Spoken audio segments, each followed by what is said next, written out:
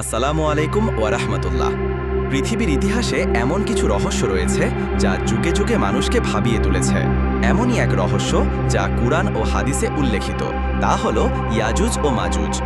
এই দুই ভয়ঙ্কর জাতি এক বিশাল প্রাচীরের আড়ালে বন্দী। কিন্তু সেই প্রাচীরটি কোথায়?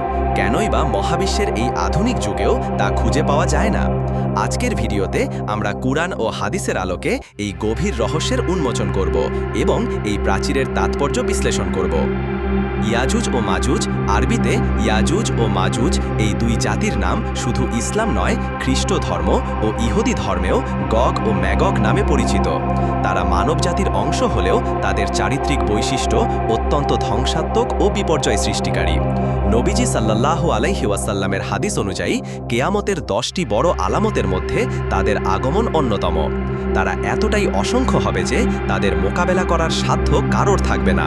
তারা পৃথিবীতে নেমে এসে সব কিছু ধ্বংস করে দেবে, নদী নালার পানি পান করে শেষ করে দেবে এবং ব্যাপক বিশৃঙ্খলা সৃষ্টি করবে। তাদের একমাত্র উদ্দেশ্য হবে ফ্যাসাদ ও ধ্বংসযজ্ঞ চালানো। ইয়াজুজ মাজুজকে আটকে রাখার এই বিস্ময়কর প্রাচীরের স্রষ্টা হলেন এক ন্যায়পরায়ণ শাসক জুলকারনাইন। পবিত্র কুরআনের সূরা আল কাহফে তার ভ্রমণের বর্ণনা এসেছে, যেখানে আল্লাহ তাকে পৃথিবীর পূর্ব পশ্চিম ভ্রমণের ক্ষমতা দিয়েছিলেন। এক পর্যায়ে জুলকারনাইন এমন এক জনপদের কাছে পৌঁছালেন যারা ইয়াজুজ মাজুজের অত্যাচারে অতিষ্ঠ ছিল। তারা জুলকারনাইনকে এই বিপদ থেকে বাঁচানোর অনুরোধ করল। সূরা আল কাহফ, আয়াত 94। ক্বালু ইয়া যাল করনাইনি ইন্না ইয়াজুজা ওয়া মাজুজা মুফসিদুনা ফিল আরদি ফাহাল নাজআল লাকা খরজান আলা আন তাজআলা বাইনানা ওয়া বাইনাহুম সাদ্দা। আরা বলল, হে জুলকারনাইন, ইয়াজুজ ও মাজুজ পৃথিবীতে ফ্যাসাদ সৃষ্টি করছে। আমরা কি আপনাকে এর বিনিময়ে কর দেব যে আপনি আমাদের ও তাদের মাঝে একটি প্রাচীর নির্মাণ করে দেবেন? অর্থাৎ তারা ইয়াজুজ মাজুজের হাত থেকে বাঁচতে জুলকারনাইনকে অর্থ দিতে চেয়েছিল প্রাচীর নির্মাণের জন্য। কিন্তু জুলকারনাইন ছিলেন একজন আল্লাভীরু শাসক। তিনি অর্থের পরিবর্তে আল্লাহর সন্তুষ্টি চাইলেন এবং তাদের শ্রম দিয়ে সাহায্য করতে বললেন। সূরা আল কাহফ, আয়াত 95-96। ক্বালা মা মাক্কানানি ফীহি রাব্বী খায়রুন ফাআইনুনি বিকুওয়াতিন আজআল বাইনাকুম ওয়া বাইনাহুম রাদমা আতুনি যুবারাল হাদীদি হাত্তা ইযা সাওয়া বাইনাস সাদাফাইনি ক্বালা আনফুখু হাত্তা ইযা জাআলাহু নারান ক্বালা আতুনি উফরিগ আলাইহি কিতরা।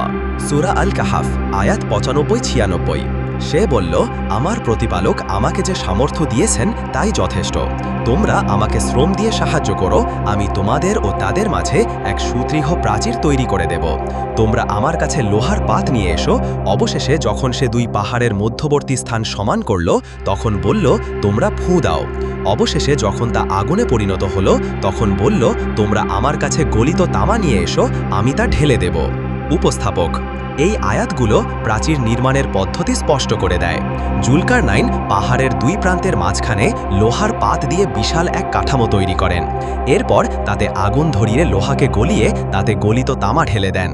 এর ফলে এক অবিশ্বাস্য শক্তিশালী ও মসৃণ প্রাচীর তৈরি হয়, যা ভেদ করা বা অতিক্রম করা ইয়াজুজ মাজুজের জন্য অসম্ভব হয়ে পড়ে। সূরা আল কাহফ, আয়াত 97-98। فما استطاعوا أن يظهروه وما استطاعوا له نقبا قال هذا رحمة من ربي فإذا جاء وعد ربي جعله دكاء وكان وعد ربي حقا। সূরা আল কাহফ, আয়াত 97-98। অতঃপর তারা তা অতিক্রম করতে পারল না এবং তা ভেদও করতে পারল না। সে বলল, এটা আমার প্রতিপালকের অনুগ্রহ। যখন আমার প্রতিপালকের প্রতিশ্রুতি সময় আসবে, তখন তিনি একে চূর্ণ বিচূর্ণ করে দেবেন, আর আমার প্রতিপালকের ওয়াদা সত্য। এই আয়াতে স্পষ্ট বলা হয়েছে যে এই প্রাচীর আল্লাহর রহমত, কিন্তু আল্লাহর নির্দিষ্ট সময় যখন আসবে, তখন তিনি এটিকে চূর্ণ বিচূর্ণ করে দেবেন। আর এটাই হলো কেয়ামতের অন্যতম বড় নিদর্শন। এটাই সবচেয়ে বড় প্রশ্ন যা মানুষকে কৌতূহলী করে তোলে। কুরআন এত স্পষ্ট বর্ণনা দেওয়ার পরেও কেন আমরা এই প্রাচীর খুঁজে পাই না? এর কয়েকটি যৌক্তিক কারণ থাকতে পারে। 1. দুর্গম ও অজ্ঞাত অবস্থান। কুরআন প্রাচীরের সুনির্দিষ্ট ভৌগোলিক অবস্থান উল্লেখ করেনি, শুধু বলা হয়েছে 2 পাহাড়ের মধ্যবর্তী স্থান। পৃথিবী বিশাল এবং এমন বহু দুর্গম স্থান রয়েছে যেখানে মানুষের পৌঁছানো অত্যন্ত কঠিন। বিশেষ করে জুলকারনাইনের যুগে যোগাযোগ ব্যবস্থা আজকের মতো ছিল না। ধারণা করা হয় প্রাচীরটি মধ্য এশিয়ার কাজাখস্তান, উজবেকিস্তান কিংবা ককেশাস পর্বতমালার কোনো এক নিভৃত অঞ্চলে অবস্থিত, কিন্তু এগুলো সবই অনুমান। 2. ভৌগোলিক পরিবর্তন।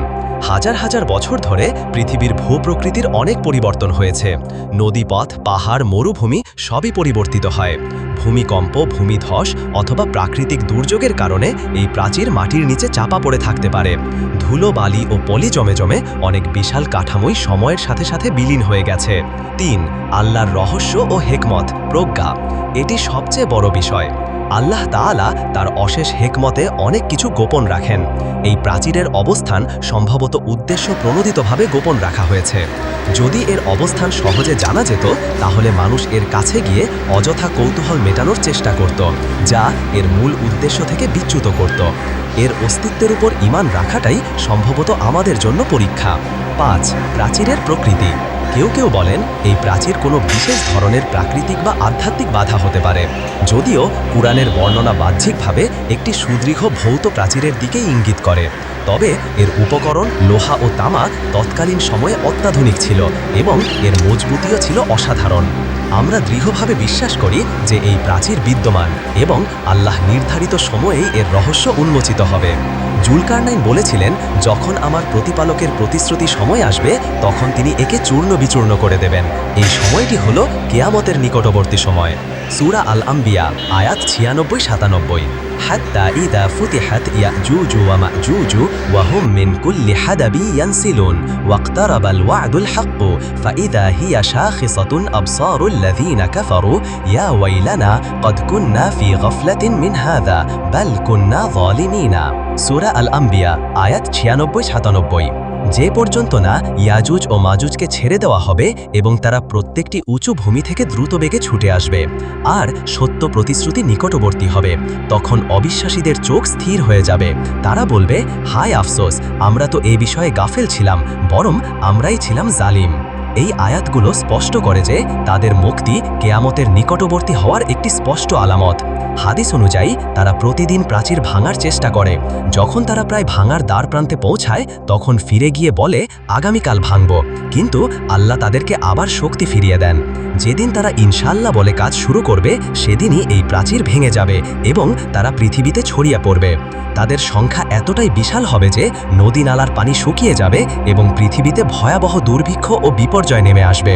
ঈসা আলাইহিস সালাম এবং মুসলমানরা তুর পাহাড়ে আশ্রয় নেবেন এবং আল্লাহর নির্দেশেই ইয়াজুজ মাজুজ ধ্বংস হবে। ইয়াজুজ মাজুজ এবং জুলকারনাইন নির্মিত প্রাচীরের ঘটনা আমাদের কয়েকটি গুরুত্বপূর্ণ বার্তা দেয়। আল্লাহর অসীম ক্ষমতা, তিনি চাইলেই সব কিছু করতে পারেন। একটি জাতিকে হাজার বছর ধরে আটকে রাখা তার জন্য কোনো বিষয়ই নয়। কেয়ামতের বাস্তবতা, ইয়াজুজ মাজুজের আগমন কেয়ামতের একটি নিশ্চিত আলামত।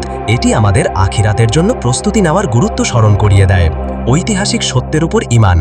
অনেক কিছু আমাদের চোখে না দেখলেও কুরআনের বর্ণনার উপর আমাদের বিশ্বাস স্থাপন করতে হবে। জুলকারনাইন নির্মিত সেই প্রাচীর আজও কোনো এক দুর্গম স্থানে আল্লাহর নির্দেশে দাঁড়িয়ে আছে। আমরা হয়তো তা খুঁজে পাই না, কিন্তু এর অস্তিত্ব সত্য এবং কেয়ামতের নিকটবর্তী সময়ে এর দ্বার উন্মোচিত হবে। আশা করি ইয়াজুজ মাজুজ এবং জুলকারনাইন নির্মিত প্রাচীর সম্পর্কে আপনাদের কৌতূহল কিছুটা হলেও নিবারণ করতে পেরেছি। এই বিষয়ে আপনার মতামত কমেন্ট বক্সে জানাতে ভুলবেন না। ভিডিওটি ভালো লাগলে লাইক করুন, বন্ধুদের সাথে শেয়ার করুন এবং আমাদের চ্যানেলটি সাবস্ক্রাইব করে ইসলামিক জ্ঞানের আলো ছড়িয়ে দিতে সাহায্য করুন। দেখা হবে পরের ভিডিওতে ইনশাআল্লাহ। আল্লাহ হাফেজ।